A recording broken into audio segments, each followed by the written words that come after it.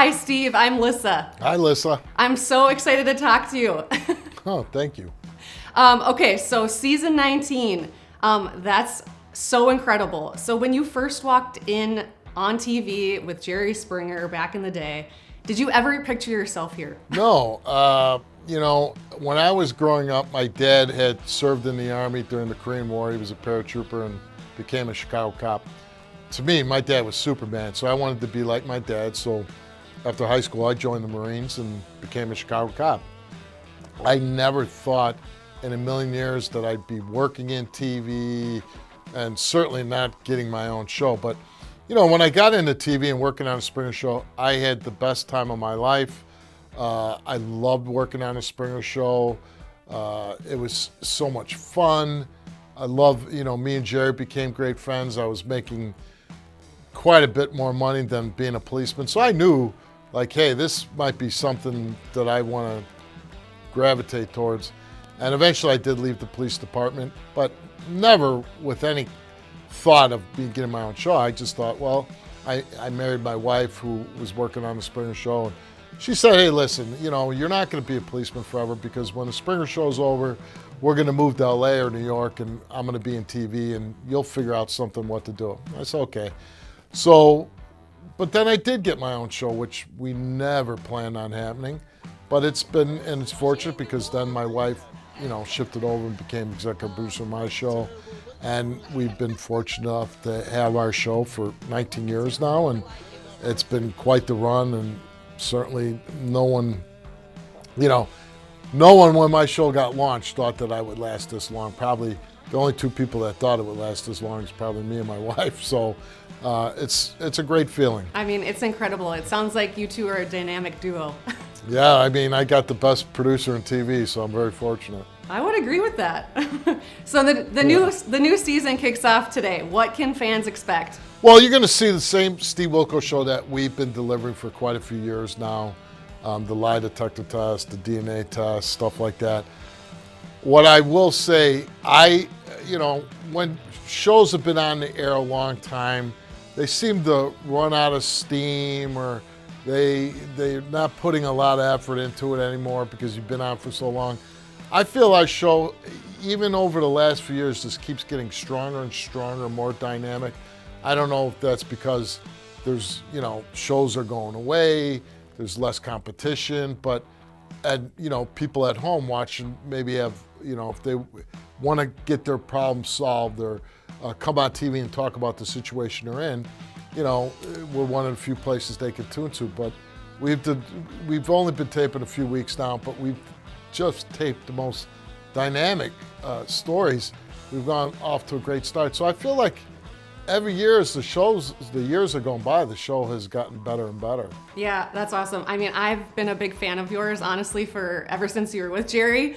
So I'm looking forward to this season for sure. And so can you just tell me what has been one of your most unforgettable moments in the show? Well, we did a show, I think it was in 2017, and it was a woman who came on who thought her daughter was poisoning her.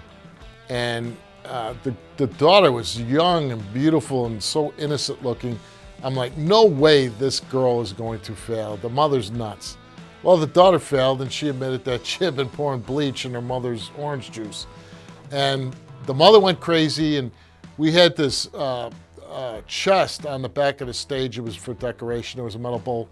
I probably never even noticed it in the 10 years we had been on the air at that time. Well, the mother ran back there, picked up that bowl and whipped it at her daughter. Well, the daughter ducked and it clunked me right in the head. And I went down like a ton of bricks. And I think a lot of people must enjoy that because it was our highest rated show ever. And, now I think about it, we should probably try to find those people and have them back on. That would be such good TV. I would love to see them come back. Okay, so Steve, I know you have a lot of hobbies. So when you're off set, are you more likely to be golfing, riding your Harley, or cheering on the Bears? Well, I cheered on the Bears yesterday and was quite happy. And I was so mad that the Vikings came back in that week one and beat us. I was pretty upset about that.